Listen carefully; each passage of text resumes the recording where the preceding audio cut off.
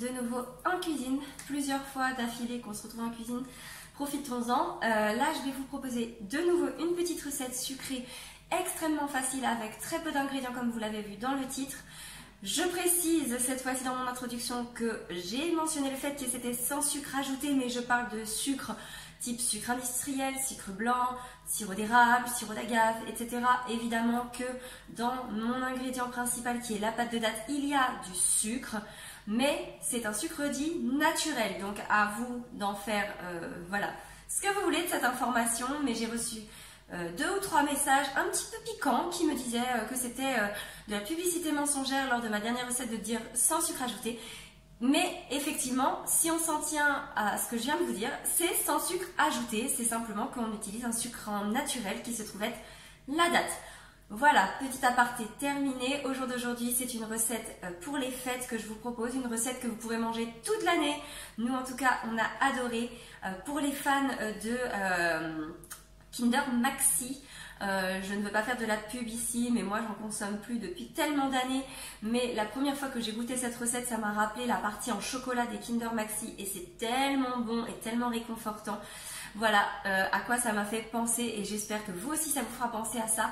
En tout cas, moi quand j'ai créé cette recette, mon objectif c'était de vous proposer quelque chose de sain, quelque chose de très gourmand et quelque chose surtout qui va vous permettre de vous faire plaisir en cette période de fête.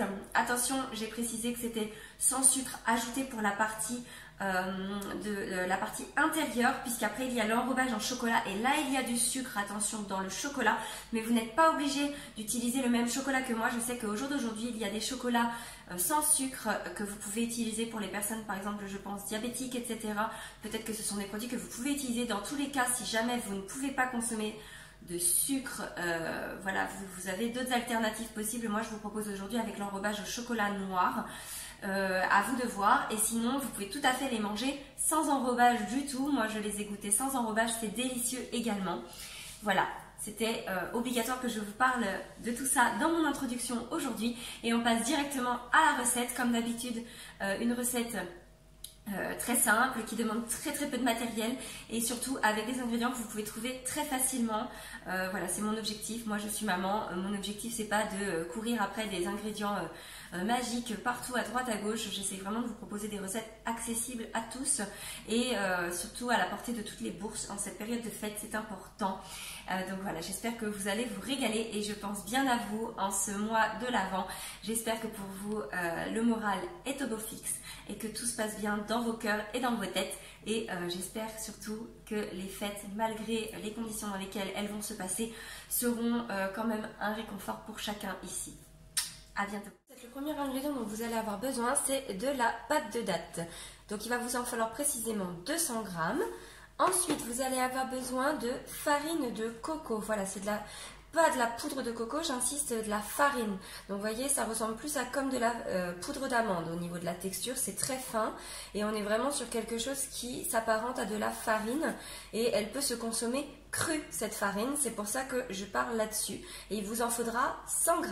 Donc rappelez-vous, j'ai dit 200 g de pâte de date, 100 g pour la farine de coco. Ensuite, il va vous falloir de l'eau bouillante, donc sortie directement de votre bouilloire ou que vous aurez passé au préalable au micro-ondes. Moi j'utilise un biberon de ma fille pour pouvoir faire mesurer tout ça. Et il vous en faudra précisément 300 g. Et ensuite, les 2 derniers ingrédients se trouvent être de l'extrait de vanille liquide, donc une demi-cuillère à soupe. Et il vous faudra une petite cuillère à café de mélange 4 épices. Vous savez, le mélange qu'on utilise pour faire tout simplement les pains d'épices ou les spéculoos. Ensuite, au niveau du matériel, c'est très simple. Une fois que vous avez tout ça, il vous faudra tout simplement une fourchette et là on est parti pour faire la préparation. Donc c'est très simple, on commence par prendre notre petit bol dans lequel on a mis notre pâte de date qu'on a préalablement découpée en petits cubes et là on va verser environ 100 g de notre eau bouillante pour venir ramollir tout ça. Donc là j'ai mis grosso modo à peu près la moitié, même pas un peu moins. Et donc là, on va venir ramollir. Donc, si vous avez envie de laisser se ramollir la pâte de date toute seule, vous faites ça environ un quart d'heure avant votre préparation et vous y revenez ensuite pour pouvoir mélanger. Moi, je sais que là, je vais le faire en direct avec vous et vous allez le voir en accéléré tout simplement. Voilà, donc c'est devenu une très jolie pâte de date, vous voyez, qui est devenue bien onctueuse. Donc là, on va pouvoir venir rajouter notre farine de coco à ce stade-là. Hop, donc on l'ajoute d'un coup d'un seul. On ne fait pas en plusieurs étapes. Et là, on continue de bien intégrer la farine avec la pâte de date. Et là, vous allez voir que ça va faire comme une texture un petit peu de pâte à crumble. Ça va faire plein de petits morceaux. Et c'est tout à fait normal à ce stade-là de la recette. Donc là, c'est le bon moment pour venir rajouter notre eau. Donc on commence par en rajouter la moitié. Et on va venir rajouter en même temps la vanille liquide et le mélange 4 épices.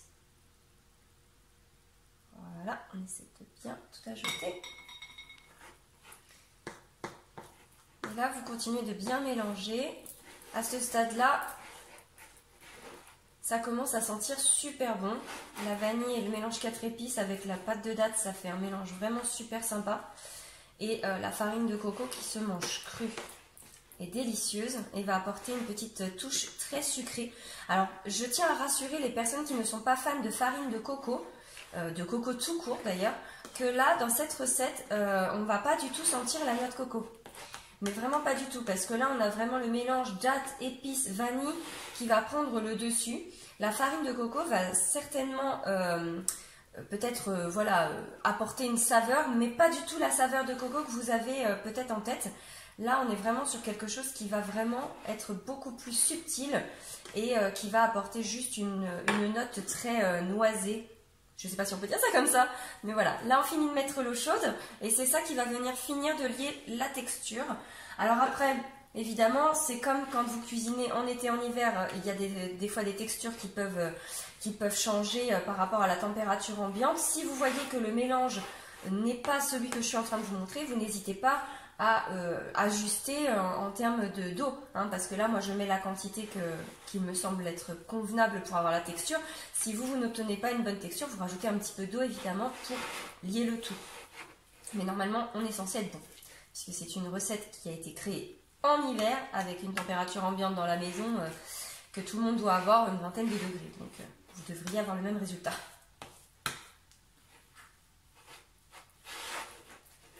Voilà, donc là on commence à avoir une texture pas trop mal, où là on va pouvoir faire des jolies boules avec les mains.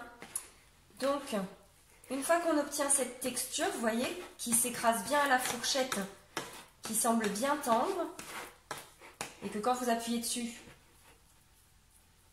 vous obtenez, oh là, j'en mets partout, vous obtenez quelque chose qui se tient.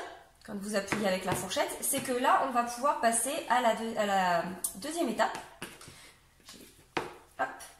On va pouvoir former nos petites boules avec. Alors attention, c'est un peu chaud, mais normalement, rien d'impossible à toucher avec les mains, hein, rassurez-vous. Donc là, même les enfants peuvent le faire. N'hésitez pas à faire participer toute la famille. Et moi, ce que je conseille au préalable, c'est de se graisser les mains. Donc là, moi, comme d'habitude, je vais sortir ma petite bombe de graisse. Je vais venir m'entartouiller plein les mains. Avant, au préalable quand même, n'oublions pas une étape, vous prenez bien une assiette vers vous, évidemment. Et je dis bien une assiette parce que vous allez voir qu'après, ça va avoir son intérêt. Donc voilà, hop, on se graisse bien les mains. On attrape une petite quantité, à peu près ça. Et vous venez jouer à la pâte à modeler, tout simplement. C'est pour ça que je dis qu'on peut le faire avec les enfants. Donc c'est une texture qui est très, très facile à travailler. Donc vous appuyez pas trop fort pour pas qu'elle se craquelle. Et vous en faites des boules à peu près grosses comme ça dans le creux de votre main. Et pareil avec tout le reste de la matière. Et après, une fois que vous aurez fait ça, on ira placer le tout au congélateur pendant environ 20 minutes pour que ce soit bien refroidi, bien pris. Et je dis bien 20 minutes minimum parce que comme la texture est encore un petit peu chaude, comme je disais, il va falloir le temps que ça refroidisse et que ça prenne. La petite dernière, c'est toujours la plus difficile parce qu'il faut récupérer la poudre qui reste.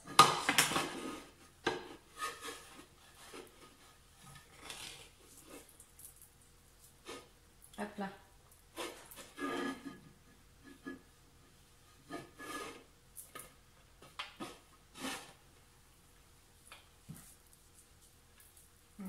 que vous avez fini ça, vous avez fait le plus dur. Parce qu'après la dernière partie, franchement, c'est super facile. Hop. Voilà. Donc là, on a de quoi se régaler.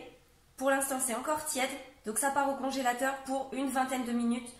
Disons 30 si vous voulez être vraiment sûr. Parce que comme je vous disais, ça peut être encore un peu chaud à cœur. Donc n'hésitez pas à laisser entre 20 et 30 minutes au congélateur. Et pendant ce temps-là, on va nettoyer notre plan de travail et on va pouvoir s'occuper de travailler la deuxième matière qu'on va utiliser pour finaliser tout ça.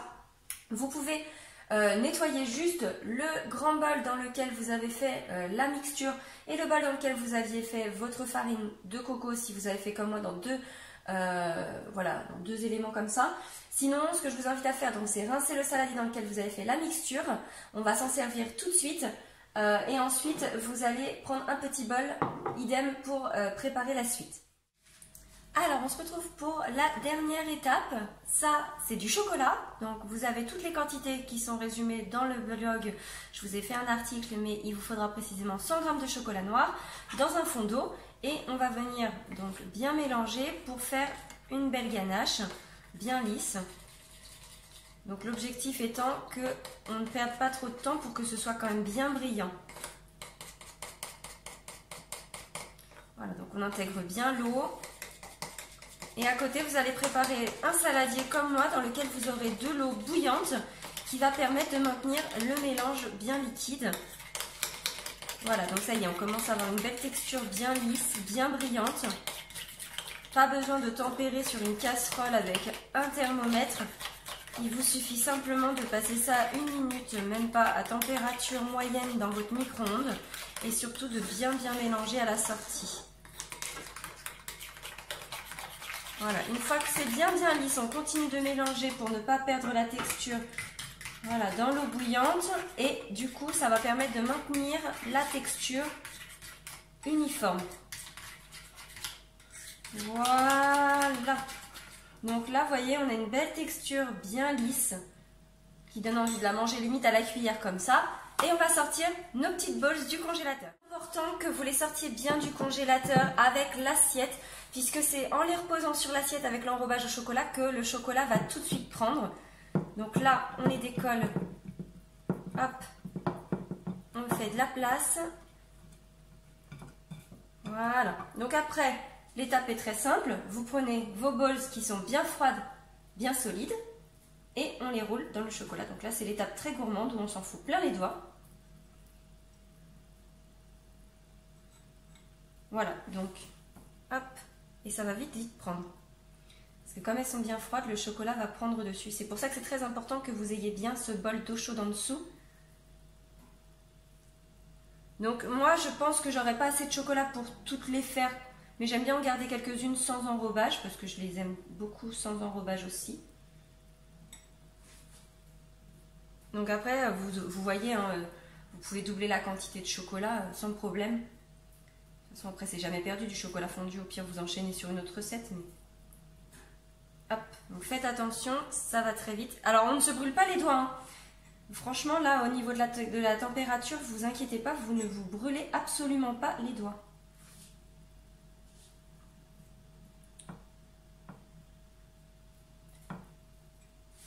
Ça n'a aucun danger. Vous pouvez même le faire avec les enfants sans problème, puisqu'en fait, la texture froide de la boule vient tout de suite tempérer le mélange sur vos doigts. Voilà, donc si vous voulez faire l'entièreté des boules en enrobage chocolat, je vous conseille de doubler la quantité. Moi, je trouve ça intéressant d'avoir les deux. C'est pour ça. Et la dernière fois que j'avais fait tout enrobé de chocolat, sauf 2, pour pouvoir goûter. Parce que j'avais peur que ce soit moins bon en fait sans enrobage, et en fait c'était délicieux. Donc voilà pour cette petite recette de Noël que j'espère vous aura plu. Honnêtement, je pense que c'est une recette que vous pouvez tout à fait customiser.